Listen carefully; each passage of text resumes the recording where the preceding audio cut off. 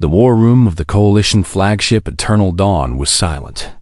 60 admirals, generals, and council members sat around the massive circular table. Above them, a holographic map of the galaxy slowly rotated. Red zones covered most of it. Those were Vorn territories. The blue zones, representing Coalition space, grew smaller every month. Admiral Yuna stood at the center of the room. Her silver skin looked pale under the harsh lights. Dark circles surrounded her large purple eyes. She had not slept properly in weeks. None of them had. "I will not lie to you," she began, her voice tired but steady. "We are losing this war. In the past year alone, we have lost 47 star systems. Our fleet strength is at 32% of what it was when this war started. At this rate, the Vorn will reach our core worlds within 6 months." Murmurs spread through the room. Fear was visible on every face. The Vorn had been conquering the galaxy for 60 years. They were relentless. They did not negotiate. They did not accept surrender. They simply consumed everything in their path. Elder Consul Tavo of the Malori people raised his thin, trembling hand. His species was known for their peaceful nature. They had never fought a war in their entire history. "Surely there must be a diplomatic solution," he said. "Perhaps if we offered them some of our outer territories, they would be satisfied." General Rico slammed his armored fist on the table. He was a Tarkan, a species bred for combat. His gray scales rippled with anger. "The Vorn do not make deals, Consul. They take what they want. We have tried to negotiate 17 times. Each time, they killed our diplomats and displayed their bodies as trophies." The room fell silent again. Everyone knew Rico spoke the truth. Admiral Yuna continued. "Our strategies are failing. We fight defensively. We protect our worlds. We follow the rules of civilized warfare. But the Vorn have no such rules. They attack civilian targets. They use weapons we consider illegal. They sacrifice their own soldiers without hesitation. We cannot match their brutality. Then, what do you suggest?" asked Trade Minister Bora, her insect-like wings fluttering nervously. "Should we become monsters like them?" Before Yuna could answer, a door at the side of the room opened. Intelligence Director Hannah walked in. She was a Kelari, a species known for their analytical minds and photographic memory. Her 4 eyes scanned the room as she approached the center table. "Forgive my interruption," Hannah said, "but I believe I have a solution. One that the Council has rejected many times before." Admiral Yuna frowned. "Director Hannah, if this is about the humans again, it is." Hannah did not back down. "And I believe we have run out of alternatives." The reaction was immediate. Several council members stood up in protest. Others shook their heads. The word humans seemed to poison the air itself. "Absolutely not," said Consul Tavo. "Those creatures are barely civilized. They nearly destroyed their own planet multiple times. They fight wars among themselves constantly. They are dangerous. That is exactly why we need them," Hannah replied calmly. She pressed a button on her wrist device. The holographic map changed, now showing a small blue planet in a distant spiral arm of the galaxy, Earth. "Humans are a young species," Hannah explained. "They have only had space travel capability for about 200 years. By our standards, they are primitive. Their technology is crude. Their society is chaotic. But they possess something that none of our civilizations have." She paused, looking around the room. "They know how to win wars. Not just fight them. Win them. Completely and totally." General Rico leaned forward with interest. "Explain." Hannah pulled up more data. Images of human history appeared. Wars. Battles. Destruction. Humans have been fighting each other since they first learned to walk. They have developed weapons designed purely for mass destruction.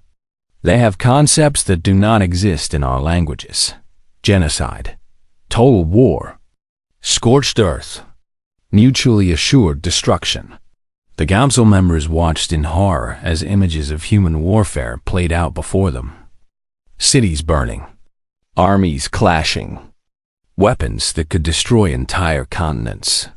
"They are monsters," whispered Trade Minister Bora. "Yes," Hannah agreed. "But they are monsters who win."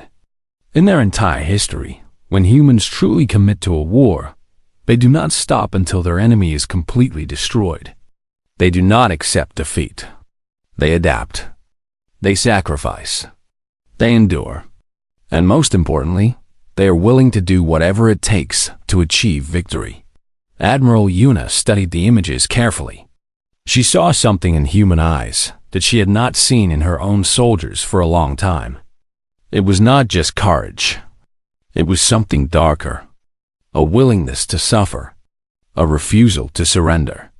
A kind of madness that turned ordinary beings into unstoppable forces. "The Vorn have been winning because they are more ruthless than us," Hannah continued. "But humans are more ruthless than the Vorn. They just have not had a chance to prove it on a galactic scale." Consul Tavo stood up angrily. "And what happens after? If we invite these humans to fight for us, what stops them from turning on us next? We would be trading one enemy for another." "Perhaps," Hannah admitted. "But that is a problem for the future. Right now, we face extinction. The Vorn will reach the core worlds in 6 months. If they do, 12 trillion coalition citizens will die. Our cultures will be erased. Our histories will be forgotten. We will simply cease to exist." She looked directly at Consul Tavo. "I would rather take my chances with the humans than accept certain death from the Vorn." The room was quiet for a long time. Council members looked at each other, uncertain and afraid. Finally, Admiral Yuna spoke. "I never thought I would say this, but Director Hannah is right. We have tried everything else. Our fleets are broken. Our soldiers are exhausted. Our strategies have failed. The humans are our last hope." She took a deep breath and made the decision that would change the galaxy forever. Send a message to Earth. Tell them everything. Offer them full technology transfer in exchange for military assistance. Make them understand how desperate we are. As the council reluctantly agreed, Hannah felt a mix of relief and fear. She had gotten what she wanted. Humanity would join the war. She only hoped that the galaxy would survive what came next. The message from space arrived on a Tuesday afternoon. Lieutenant General Park Doan was drinking his 3rd cup of coffee when his computer screen suddenly filled with strange symbols. At first, he thought it was a virus. Then he noticed that every screen in the monitoring station was showing the same thing. Within minutes, the entire facility was in chaos. Scientists rushed from room to room. Phones rang constantly. By evening, the news had reached the highest levels of government. Earth had received its first confirmed message from an alien civilization. Decoding the message took 3 days. When the translation was finally complete, the world's leaders gathered in an emergency meeting at the United Nations headquarters. Park Doan was there, standing at the back of the room as the message was read aloud that the aliens called themselves the Galactic Coalition. They were losing a war against something called the Vorn Empire. They were desperate. They were dying. And they wanted humanity's help. In exchange, they offered everything. Faster than light travel, advanced weapons, medical technology that could cure any disease, energy systems that could power entire cities forever. All of it, given freely, if humanity would fight alongside them. The debates lasted for weeks. Some leaders wanted to accept immediately. Others were suspicious. A few suggested ignoring the message entirely and hoping the war never reached Earth. It was Commander Lee Sora who finally broke the deadlock. She was a decorated military officer with 20 years of combat experience. Her face was scarred from old battles. Her eyes were cold and calculating. She had a reputation for being ruthless, efficient, and completely without mercy. "Let me understand this correctly," she said, standing before the assembled world leaders. "These aliens are offering us technology that would advance our civilization by thousands of years. They are offering us access to an entire galaxy of resources. And all they want in return is for us to do what we have been doing to each other since the beginning of human history." She paused, letting her words sink in. "They want us to fight. They want us to win. They want us to be exactly what we have always been. Violent, aggressive, unstoppable." She smiled, and there was nothing warm about it. "I say we give them what they want." The vote passed with an overwhelming majority. Earth would join the war. Over the next 6 months, humanity worked faster than it had ever worked before. Using the technology blueprints provided by the Coalition, factories around the world began building spacecraft. Millions of soldiers volunteered for the new Space Force. Training programs ran day and night. The Coalition engineers who visited Earth were shocked by what they saw. Humans did not simply copy their designs. They modified them. They improved them. They made them more aggressive, more dangerous, more deadly. Where Coalition ships were elegant and efficient, human ships were brutal and heavily armed. Every vessel carried 3 times the weapons that Coalition standards recommended. Armor plating was thicker. Engines were more powerful. Human engineers added features that made no sense to alien minds. Ramming spikes, self-destruct systems, backup weapons that could be fired even if the ship was destroyed. "Your ships are ugly," one Coalition engineer commented to Park Dohan, who had been promoted to Fleet Admiral. Park Dohan shrugged. "They are not meant to be beautiful. They are meant to kill." When the first human expeditionary fleet was ready, it consisted of 200 warships and 50,000 soldiers. It was small compared to Coalition forces, but it was just the beginning. More ships were being built every day. Commander Lee Sora was chosen to lead the fleet. On the day of departure, she addressed her soldiers one final time. "We are going to war against an enemy that has conquered half the galaxy," she told them. "An enemy that has never been defeated. An enemy that believes it cannot lose." Her voice hardened. "We are going to prove them wrong. We are going to show this galaxy what humanity is capable of.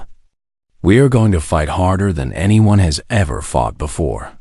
We are going to take hits that would destroy any other species. And we are going to keep fighting until there is nothing left of our enemies but dust and memories." She raised her fist.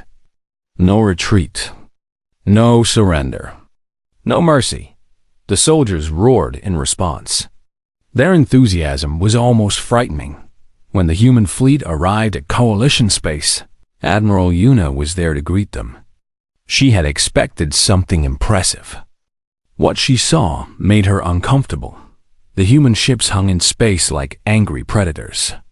Their dark hulls bristled with weapons. Warning symbols and aggressive markings covered their surfaces. Names like Hell's Hammer, Broken Promise, and Death's Hand were painted in large letters. Commander Lee Sora transported over to the Coalition flagship for a formal meeting. She was shorter than Yuna expected, but there was something in her presence that made even the battle-hardened Tarkin generals step back. "We expected more refinement," Yuna admitted. Gesturing toward the human fleet visible through the window, Sora looked at the alien admiral with those cold, unblinking eyes. "You did not call us for refinement, Admiral. You called us because you are losing. You called us because you are afraid. You called us because your civilized ways of fighting have failed."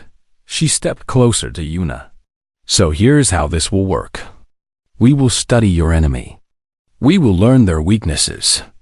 And then we will destroy them. Not defeat them. Not push them back. Destroy them completely. Yuna felt a chill run down her spine. And what will you need from us? Ships, soldiers, resources. And most importantly, you need to stay out of our way. Do not tell us how to fight. Do not question our methods. Do not interfere with our operations. For a moment, Yuna wanted to argue. The coalition had rules of warfare. They had ethics. They had principles. But then she remembered the red zones on the map. The 47 lost star systems. The 12 trillion citizens who would die if the Vorm reached the core worlds. Very well, Commander, she said quietly. The war is yours. Sora nodded once, turned, and walked away without another word. As Yuna watched her leave. She wondered if she had just saved her civilization or doomed it to something even worse. The Vorn Empire had conquered half the galaxy. In 60 years of war, they had never lost a major battle. Their soldiers were bred for combat. Their commanders were brilliant strategists. Their ships were the most advanced in known space. They believed themselves to be invincible. Commander Oldos was one of the most decorated officers in the Vorn fleet. He had personally led the conquest of 17 star systems. His name was spoken with fear across coalition space. When he received orders to defend the Nellis system, he considered it an insult. The system had been under Vorn control for 12 years. There was no threat there. Then his scouts reported something strange. A small fleet of unknown ships was approaching. Their design was unfamiliar.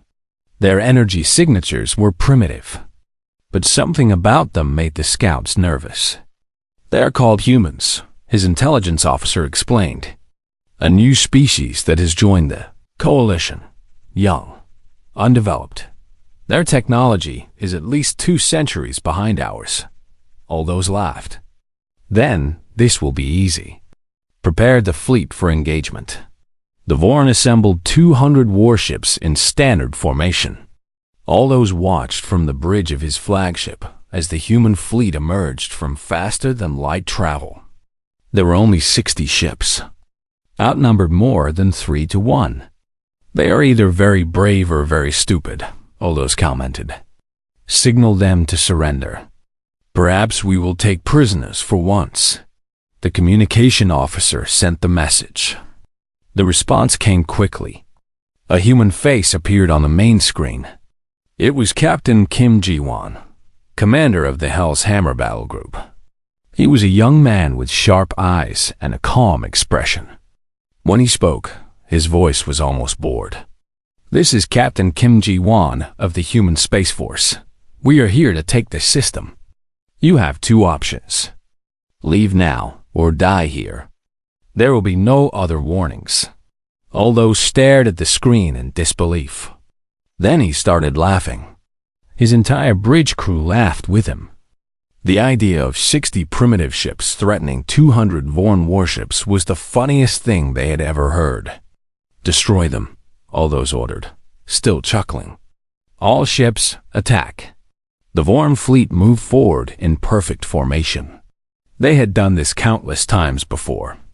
They would advance, surround the enemy, and crush them with superior firepower. It was simple. It was efficient. It always worked. But something was wrong. The human ships were not retreating. They were not spreading out to avoid being surrounded. Instead, they were accelerating, directly toward the Vorn fleet. What are they doing? Oldos muttered, confusion replacing his amusement. Sir, they are on a collision course, his tactical officer reported, equally confused. At current speed, they will reach our front line in 4 minutes. That is suicide, Oldos said. They will be torn apart by our guns before they get close enough to do any damage. He gave the order to fire. 200 Vorn ships opened up with everything they had. Space filled with energy beams, missiles, and plasma bolts. The human ships flew straight into the storm of destruction. And they kept coming. Oldos watched in growing horror as human ships took hit after hit.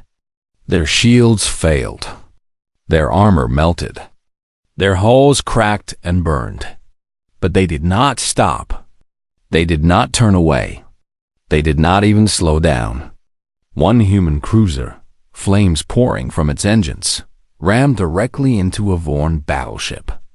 Both ships exploded in a massive fireball. Before Olos could process what had happened, two more human ships did the same thing. "They are ramming us," his tactical officer shouted, panic in his voice. "They are deliberately crashing into our ships." The Vorn formation broke apart as commanders tried to avoid the charging human vessels. This was not how battles were fought. This was madness. This was suicide. No species in the galaxy fought like this. Captain Kim's voice came over the communication channel again. "All batteries, continuous fire. Do not stop until they are dust." The human ships that survived the initial charge were now in the middle of the Vorn fleet. At close range, their primitive weapons became devastatingly effective. They fired in all directions, hitting everything around them. They did not care about taking damage. They did not care about survival. They only cared about killing as many Vorn as possible. The battle lasted 4 hours. 4 hours of chaos, destruction, and death. When it was over, 63 Vorn ships had been destroyed. 11 human ships were lost. The remaining 49 human vessels were damaged, some barely holding together. But they were still fighting. Aldous gave the order to retreat. It was the first time in his entire career that he had retreated from battle. As his surviving ships fled toward Vorn space, he looked back at the battlefield one last time. One human ship, the Broken Promise, was drifting among the wreckage. It had no engines, no weapons, no shields. It was dying. But as Aldous watched, the crippled vessel turned toward a retreating Vorn carrier and began moving. The ship's captain was using maneuvering thrusters to push toward the enemy. Slowly, painfully, impossibly. A single message broadcast from the dying ship. "See you in hell." The Broken Promise struck the Vorn carrier at full speed. The explosion was visible from hundreds of kilometers away. When Aldous finally reached Vorn High Command, he stood before the assembled leaders and gave his report. His voice was quiet. His hands were shaking. "These humans," he said, "they do not fight like any species we have ever encountered. They do not fear death. They embrace it. They use it as a weapon. They laugh as their ships burn around them." He looked at the High Command with something none of them had ever seen in his eyes before. Fear. "We have been winning this war because our enemies were civilized. They valued their lives. They fought to survive. But these humans do not care about survival. They only care about victory. And they are willing to pay any price to achieve it." The Vorn leaders listened in uncomfortable silence. "For the first time in 60 years, Aldous concluded, I am not certain we can win this war." After the victory at Nellis, everything changed. The Coalition gave humanity full control of the war effort. General Yun Tai Wu, a brilliant but merciless strategist, was placed in charge of all military operations. Within weeks, he had completely transformed how the war was being fought. The Coalition had always followed strict rules of warfare. They avoided civilian targets. They treated prisoners humanely. They used only approved weapons. They believed that even in war, there were certain lines that should never be crossed. General Yun threw all of those rules away. "The Vorn do not follow your rules," he told the Coalition War Council during his first briefing. "They attack your cities. They kill your civilians. They show no mercy. And you expect to win by being more moral than them?" He shook his head slowly. "That is not how wars are won. Wars are won by breaking your enemy completely. Not just their military, their economy, their infrastructure, their will to fight, everything." Admiral Yuna raised her hand. "General, The Coalition has maintained certain ethical standards for thousands of years. We cannot simply abandon them. Yoon looked at her with cold eyes. Then you will lose. And everyone you are trying to protect will die anyway. Is that more ethical? No one had an answer. The new strategy began immediately. Human intelligence teams identified Vorn supply lines and industrial centers.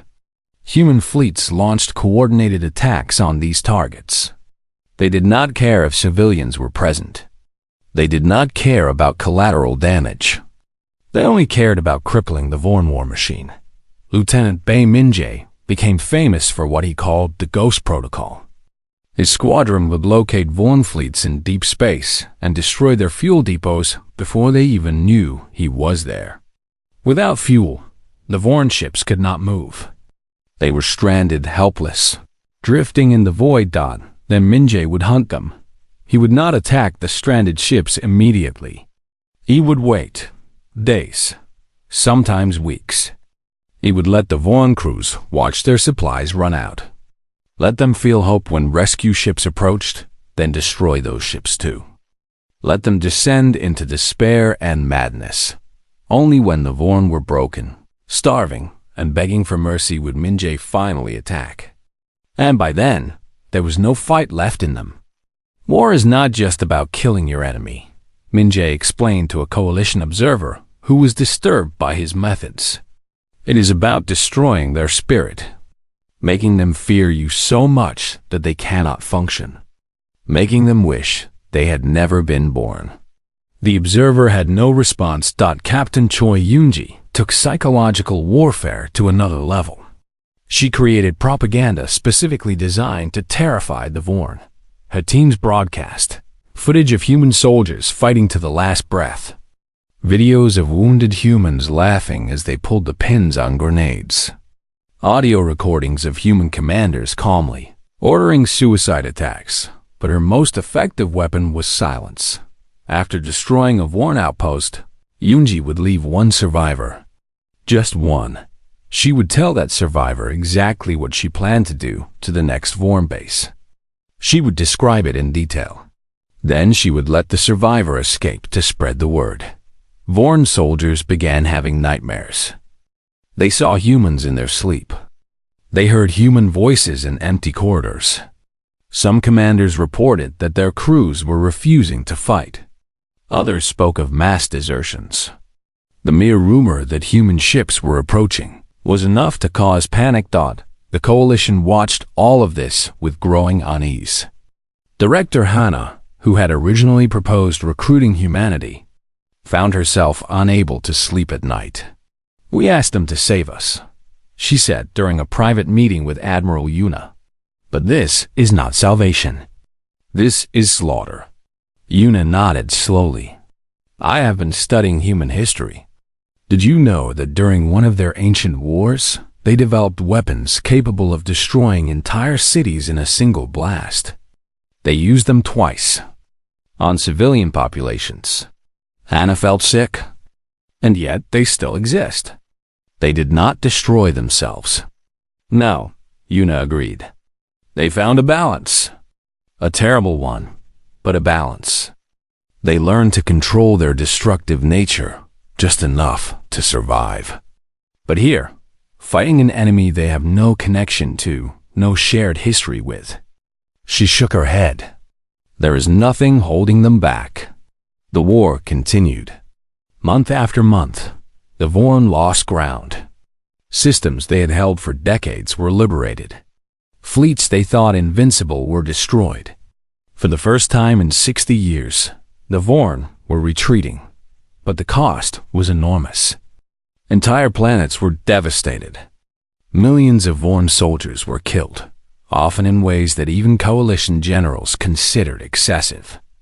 Human commanders did not take prisoners unless they had strategic value. They did not accept surrenders unless it benefited them. General Yoon held a strategy meeting after one particularly brutal campaign. His holographic display showed the latest territorial gains. Blue zones spreading across the map like a tide. "We are winning," he announced. "At current rates, We will reach Vorn Prime within 18 months. Admiral Yuna stared at the map. At what cost, General? How many have died to achieve this? Yun looked at her without emotion. Fewer than would have died if the Vorn had won. That is the only calculation that matters. He turned back to the map. Prepare for the next phase. We are going to end this war, permanently. As the meeting ended, Trade Minister Bora approached Director Hana.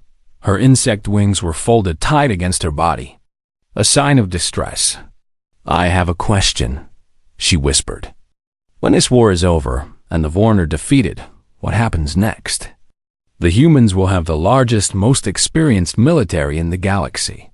They will have technology we gave them. They will have power we cannot match. Hannah had asked herself the same question 1,000 times. I do not know, she admitted. I truly do not know. Outside the meeting room, the human fleet continued to grow. More ships arrived from Earth every week. More soldiers. More weapons. The galaxy had invited humanity to fight for them. Now, the galaxy was beginning to wonder if it would survive humanity's victory. Why lost their will? They just do not know it yet. She had spent months planning this moment. Every detail had been calculated. Every possibility had been considered. The Vorn thought they knew how humans fought. They were wrong. The battle began with a direct assault. Human and coalition ships charged toward the Vorn defensive line. Energy beams filled space with deadly light. Missiles streaked in all directions. Ships exploded by the dozens as the two fleets crashed together. For hours, the fighting was brutal and even. The Vorn were desperate, fighting for their survival. They knew that if they lost this battle, their entire civilization would be at humanity's mercy. That fear gave them strength. But Ayasu was patient. She watched. She waited. She let the Vorn commit their reserves to the main battle. She let them believe they might actually win. Then she gave the signal. Behind Vorn Prime, space itself seemed to tear open. A second human fleet emerged from faster-than-light travel. 200 ships, led by Captain Kim Ji-won on the rebuilt Hell's Hammer. They had traveled through a dangerous route that Vorn strategists considered impossible. Dozens of ships had been lost during the journey, but they had made it. The Vorn High Command watched in horror as human ships appeared behind their homeworld. Not attacking, not firing, just waiting. Kim Ji-won broadcast a single message on all frequencies. Attention, Vorn High Command. This message is from Supreme Commander Ohayasu of the Human Space Force. You have 1 hour to surrender unconditionally. If you refuse, we will deploy biological weapons that will make every Vorn-inhabited world sterile within 1 generation. Your species will cease to exist. Silence followed the message. Then chaos erupted in the Vorn Command Center. The biological weapons did not exist. It was a bluff. Ayasu had nothing of the sort. But the Vorn did not know that. After 18 months of watching humans do the impossible, after seeing them commit acts of brutality that no other species would consider, the Vorn believed they were capable of anything. Admiral Yuna turned to Hayasu, her expression unreadable. Is the threat real? Hayasu kept her eyes on the view screen. Does it matter? They believe it is real. That is all that matters. The hour felt like an eternity. The battle continued around them, but both sides were watching, waiting. Finally, a transmission came from Vorn Prime. The Vorn Supreme Leader appeared on screen. He was an ancient creature, covered in battle scars from wars fought long before the Coalition even existed. His voice was heavy with defeat. We accept your terms. All Vorn forces will stand down immediately. We surrender. The war was over. In the days that followed, the galaxy celebrated. Trillions of beings who had lived their entire lives under the shadow of Vorn aggression were finally free. Coalition leaders gave speeches about peace and hope and a new era of prosperity. But some were not celebrating. Admiral Yuna found Hyesu alone on an observation deck, staring at the stars. The human commander looked tired. Not the exhaustion of battle, but something deeper. "You should be with your troops," Yuna said.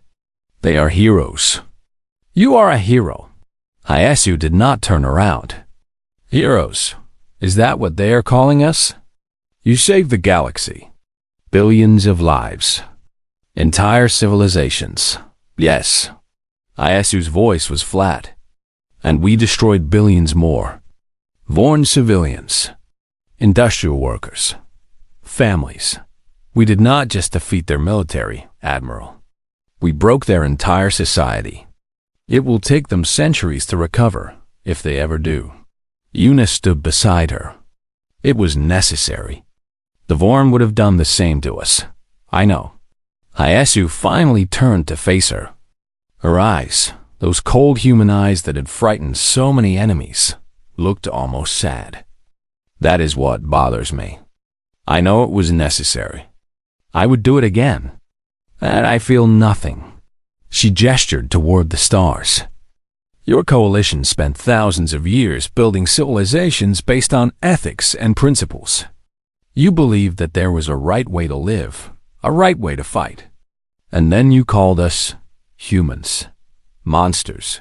You let us off our leash and pointed us at your enemies." Her voice hardened. "Now the war is over. But we are still here. Our fleets are still here. Our soldiers are still here. And we have learned something very important during this war." "What is that?" "That we are good at this. Very good. Better than anyone else in this galaxy." She smiled, and there was no warmth in it. "You asked me once what would stop us from turning on you when this was over. Do you remember?" Yuna remembered. She had thought about that question every day since. "I will tell you the answer," Hyesu continued. "Nothing. Nothing will stop us. If humanity decides tomorrow that we want to conquer the coalition, there is nothing you can do. Your fleets are broken. Your soldiers are exhausted. Your technology is now our technology." Yuna felt cold fear spreading through her body. "But," Hyesu added, "that is not what we want. At least, not today. Humans are many things, Admiral. Violent, aggressive, ruthless. But we are also curious. We want to explore. We want to build. We want to see what else is out there." She looked back at the stars. "So here is what will happen. Humanity will spread across this galaxy. We will claim territory. We will build colonies. We will become powerful beyond anything you can imagine. And you will let us, because you have no choice." She paused. "But we will not attack you. We will not conquer you. As long as you do not threaten us, we will be your allies. Your protectors, even. Because having friends is useful. Having enemies is expensive. And humans are, above all else, practical." Yuna did not know whether to feel relieved or terrified. "Is that supposed to comfort me?" Hyesu laughed softly. "No, it is supposed to be honest. Comfort is not something I can offer you, Admiral. The galaxy will never be the same. It will never be safe. Because humanity is awake now. And we are not going back to sleep." She walked away, leaving Yuna alone with the stars.